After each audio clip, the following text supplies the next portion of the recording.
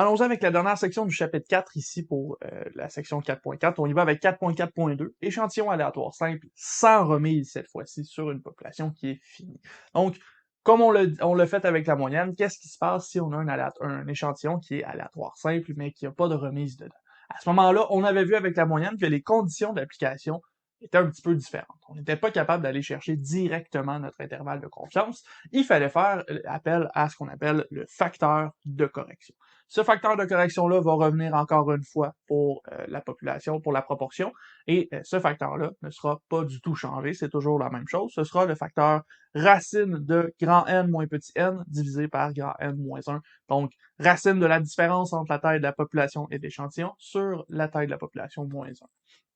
Avec ce facteur de correction-là ici, on peut modifier la marge d'erreur de notre intervalle de confiance et obtenir le nouvel intervalle de confiance qui est donné par ceci. Donc, pi va être dans l'intervalle p plus ou moins z alpha sur 2 fois racine de p fois 1 moins p divisé par n, mais on ajoute le facteur de correction ici, grand N moins petit n sur grand N moins 1.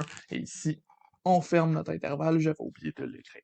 À ce moment-là, cet intervalle-là nous donne encore une fois un niveau de confiance de 1 moins alpha fois 100%. Et de la même façon que dans la population, avec la moyenne, si jamais on vous dit que votre échantillon est sans remise, mais qu'on ne précise pas la taille de la population, ça veut dire que la taille de la population est très grande et que ce facteur-là, il peut être négligé. Donc à ce moment-là, si n est très grand, on peut utiliser la formule de l'intervalle typique, donc celle qu'on a faite dans la section précédente, donc dans notre dernière vidéo. Ici, on va faire un exemple, puis ensuite de ça, on ira voir qu'est-ce qu'on peut dire de plus avec notre nouvel intervalle de confiance. Allons-y avec l'exemple 4.10. Dans cet exemple-ci, on vous explique qu'on a fait un échantillon aléatoire sans remise sur une certaine quantité d'employés. On avait en fait 9832 employés, et l'échantillon sans remise qu'on a fait contenait 1214 employés. Et là-dedans, dans les 1214 employés, on avait 6,5% qui disaient avoir vécu de l'épuisement professionnel au cours de la dernière année. À ce moment-là, on veut construire un intervalle de confiance à 98%, donc avec un alpha qui vaut 0,02, considérant les données qu'on a ici sur la proportion, donc le P qu'on a ici pour la vraie population. Dans ce cas-ci, on sait que comme on a une population, comme on a 100 remises, on a besoin du facteur de correction. On veut le facteur de correction. De cette façon-là, on peut dire que la proportion pi va être trouvée dans l'intervalle p plus ou moins z alpha sur 2 racine de petit p fois 1 moins p divisé par n fois grand N moins petit n sur grand N moins 1. C'est l'intervalle qu'on a besoin, c'est ce qu'on venait d'établir, étant donné qu'on a un échantillon sans remise sur une population qui est finie, on nous donne la taille, donc on va l'utiliser ici pour notre facteur de correction, pour ainsi trouver notre intervalle de confiance. Dans ce cas-ci, ça me prend quoi? Ben, ça va me prendre z alpha sur 2 pour aller trouver ça. Le P, on l'a déjà, donc on va pouvoir l'utiliser directement dans notre calcul, et à ce moment-là, on va pouvoir donner exactement cet intervalle-là avec ces informations-ci. Donc, on trouve z alpha sur 2 pour commencer. Dans ce cas-ci, on a donné que alpha était de 0,02. Ça veut dire que alpha sur 2 va être égal à 0,01. Ça veut dire qu'on cherche z 0,01. On l'a utilisé précédemment dans les vidéos de cette section-ci. On le sait aussi qu'on est capable d'aller chercher ça dans notre tableau de la loi normale. Ici, z 0,01, ça correspond à quoi? Ça correspond à 2,33. Donc, c'est cette valeur-là qu'on va utiliser dans notre intervalle. À ce moment-ci, comme on a z alpha sur 2, on connaît déjà p, on connaît déjà petit n et on connaît déjà grand N, on est capable de faire déjà notre intervalle de confiance. À ce moment-ci, proportion pi va faire partie de l'intervalle. P ici, c'est quoi? C'est 6,5%. 6,5%, ça correspond à quoi en chiffres? En proportion, ça correspond à 0,065. Là, on ajoute plus ou moins z alpha sur 2, on l'a trouvé, c'est 2,33, fois la racine de notre proportion 0,065 fois 1 moins 0,065 divisé par n, et petit n ici, c'est 1214. À ça, on va multiplier le grand N moins le petit n, donc là, je pense que je vais manquer d'espace. Ah, ça va être serré, mais c'est bon. Donc, 9832 moins 1214 divisé par grand N moins 1, donc 9831. On ferme la racine et on ferme l'intervalle. À ce moment-ci, il ne nous reste plus qu'à calculer ces informations-là, et c'est exactement ce qu'on va faire dans ce cas-ci. On va obtenir que pi va être dans l'intervalle 0,065 plus ou moins. Ici, si vous faites ce calcul-ci, vous devriez obtenir 0,015. Donc, tout ce qu'il nous reste à faire, c'est d'additionner ou de soustraire 0,015 pour connaître l'intervalle complet. Ici, pi va être dans l'intervalle 0,065 moins 0,015, ça va vous donner 0,050. Et de l'autre côté, si on l'additionne cette fois-ci, on va obtenir 0,080. Donc, on sait que la proportion réelle de la population se trouve entre 0,05 et 0,08. Donc, entre 5% et 8%. On a donc entre 5% et 8% de nos employés qui éprouvent de l'épuisement professionnel au sein de cette entreprise-là. Donc, l'employeur peut utiliser cette information-là comme il veut pour pouvoir essayer d'aider ses employés. Évidemment, ça ici, cette situation-là qu'on a obtenue, ça correspond à 98% du temps. Donc, 98% du temps, la proportion va être entre 5 et 8%. Et la marge d'erreur qu'on avait, 0,015, donc 1,5 points de pourcentage, si vous remplacez ça en pourcentage, ça nous permet d'aller décrire pas mal mieux la situation sur laquelle on est en train de travailler. Ceci étant dit, ça fait le tour des intervalles de confiance sur le sans remise. Ce qui va nous rester à faire maintenant, c'est d'aller déterminer quelle est la taille minimale d'un échantillon pour une certaine marge d'erreur, encore une fois, sur ce type d'échantillonnage-là. De la même façon qu'on l'a fait dans la section 4.4.1 et de la même façon qu'on l'avait fait aussi avec la moyenne.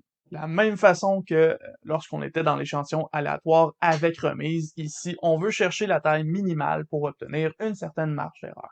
De la même façon qu'on l'a fait tout à l'heure, on va partir de notre expression de la marge d'erreur, puis on va isoler notre petit n pour aller chercher exactement l'expression qui nous intéresse.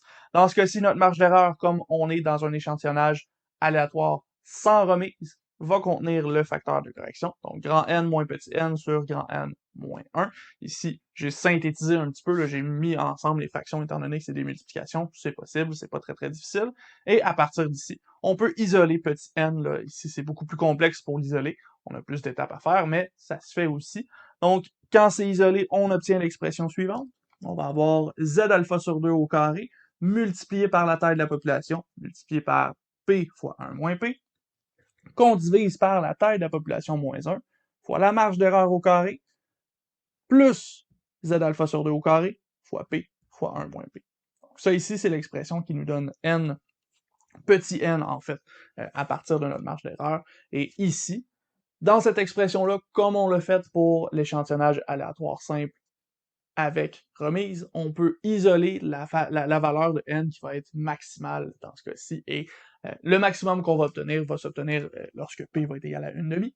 Donc, on assume que p égale 1/2, on remplace ça dans notre expression, et on va obtenir que n va toujours être égal à 0,25 fois z alpha sur 2 au carré, fois la taille de la population, divisé par la taille de la population moins 1, fois la marge d'erreur au carré, plus 0,25 fois z alpha sur 2 au carré. C'est cette expression-ci qu'on va utiliser dans nos expressions, dans nos exercices sur la taille d'un échantillon pour obtenir une certaine marge d'erreur.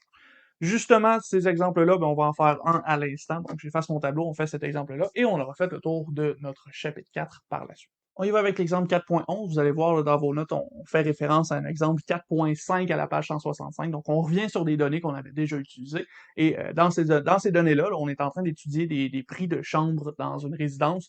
On avait 325 chambres au total. On avait fait un échantillon de 40 chambres. Et on s'intéressait au prix de ces chambres-là. Dans ce cas-ci, on a trouvé dans notre échantillon que 16 chambres sur les 40 échantillonnées avaient un prix inférieur ou égal à 110 $. Donc, on est capable de construire la proportion P, qui va valoir 0,65, donc 16 sur 40. Donc, 65% de nos chambres étudiées ont un prix inférieur ou égal à 110 $. À partir de ça, On est capable de calculer n plus grand ou égal à 30, n fois p plus grand ou égal à 5, et n fois 1 moins p plus grand ou égal à 5. Comme on a les conditions remplies pour utiliser la loi normale, ça veut dire qu'on sait que la marge d'erreur est calculée à partir de grand N et de petit n, donc on peut isoler petit n à partir de ces informations-là, et ça va nous permettre d'aller trouver quelle est la quantité d'informations, quel est le nombre de données ou le nombre de chambres qu'on doit étudier pour avoir au maximum une marge d'erreur de 5 points de pourcentage sur un intervalle à 90%.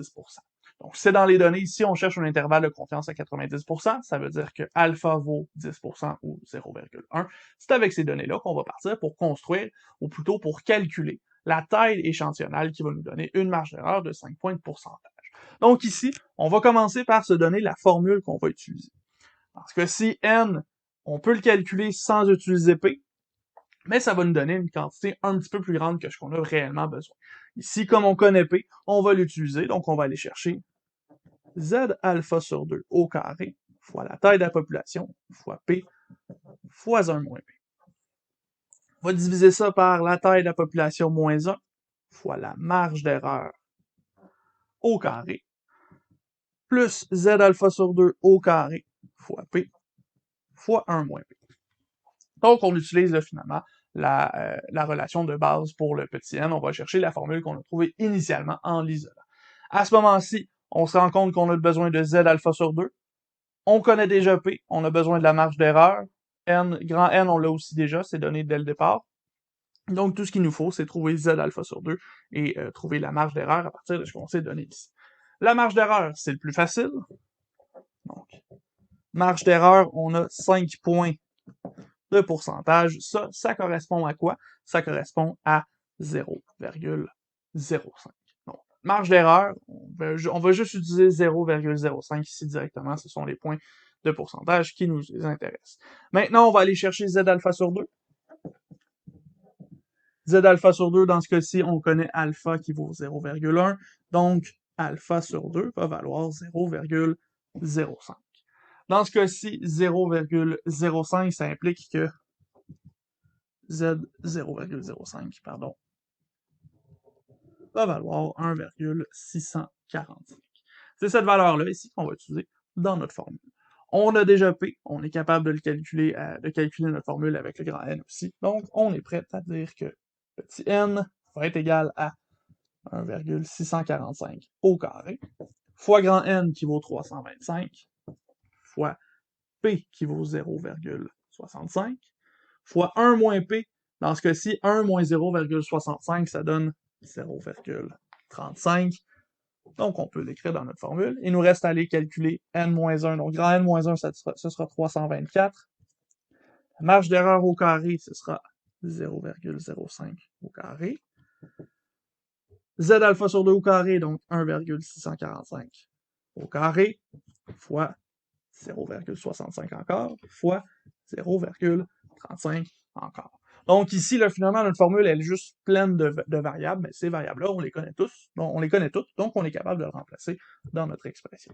À ce moment-ci, on va faire le calcul. Je vous laisse pitonner ça dans votre calculatrice, c'est quand même long, donc allez-y étape par étape, et vous devriez obtenir ici 141 pour l'expression qui nous intéresse. Donc, on va aller chercher 141 données pour pouvoir faire notre échantillon qui va nous donner une marge d'erreur de 0,05 dans ce cas-ci.